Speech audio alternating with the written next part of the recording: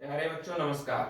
जैसा कि आप सभी जानते हैं, हिंदी की क्लास को हम आगे लेके चल रहे हैं। समास के टॉपिक को हम आगे बढ़ा रहे हैं। उसी क्रम में आज हम पढ़ रहे हैं द्वंद्व समास की तरफ।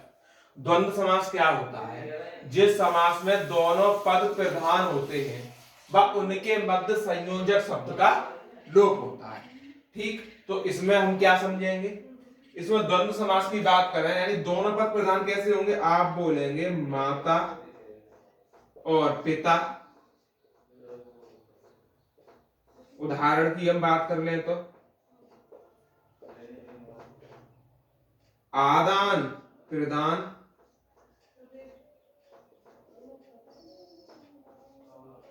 ठीक ऐसे ही अगला पिछला। आप बोलेंगे अगला और आप बोलेंगे पिछला।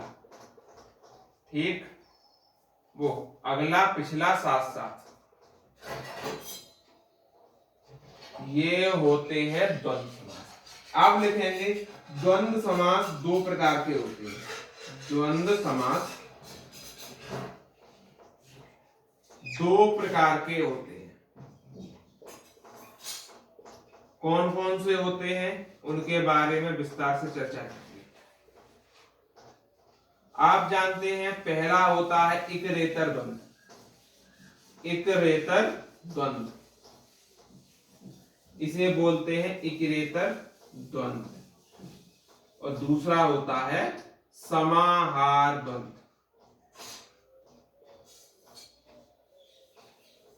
आप समझते हैं इकरेतर और समाहार द्वंद्व क्या क्या अपना रूल है और इन दोनों में क्या अंतर है। बने रहें वीडियो में, देखिएगा। अब हम चलते हैं इकरेतर द्वंद्व की तरफ।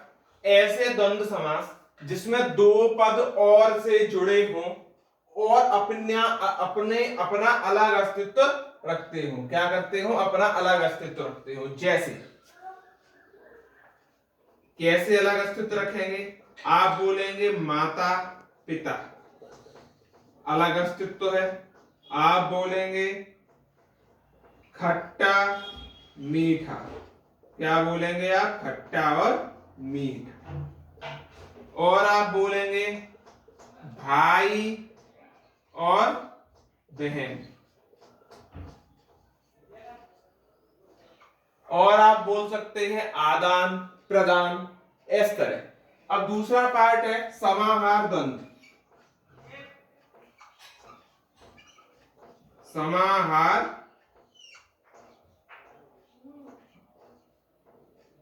द्वंद्व, इसके बारे में समझ लेते हैं। समाहार द्वंद्व क्या है? ऐसे द्वंद्व समास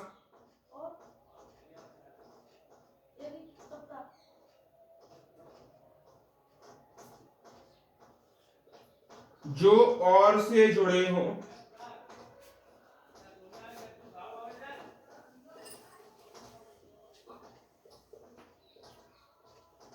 व अपना एक ही अस्तित्व रखते हो। एक ही अस्तित्व रखते हो। जैसे आप बोले दही बड़ा, खाया होगा दही बड़ा, अस्तित्व एक ही है, दही में बड़ा डाल के खाया जाता है। ऐसे ही आप बोल सकते हैं दही जलेबी।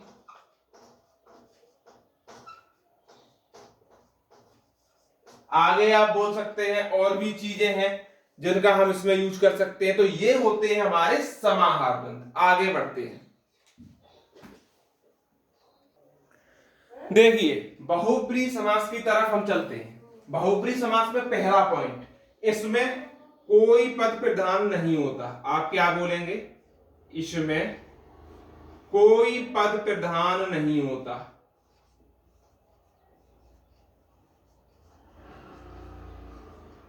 कोई पद प्रधान नहीं होता। ये ऐसा समास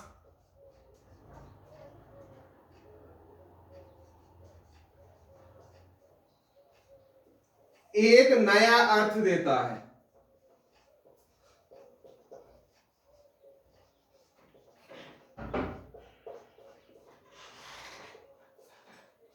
जैसे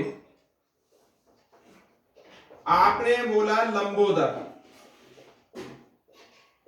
तो इसका विग्रह करेंगे, क्या होगा? लंबा है जिसका उदर, लंबा है जिसका उदर, अर्थात गणेश जी। किसके बारे में हमने बात की? हमने करी गणेश जी के बारे में बात। एक निश्चित अर्थ दिया इसने, एक नया अर्थ दिया या निश्चित अर्थ दिया। लंबोदर, लंबा है जिसका उदर, अर्थात गणेश जी। दूसरा ले लो नीलकंठ। नीलकंठ क्या? नीला है जिसका कंठ, आप बोलेंगे नीला है जिसका कंठ,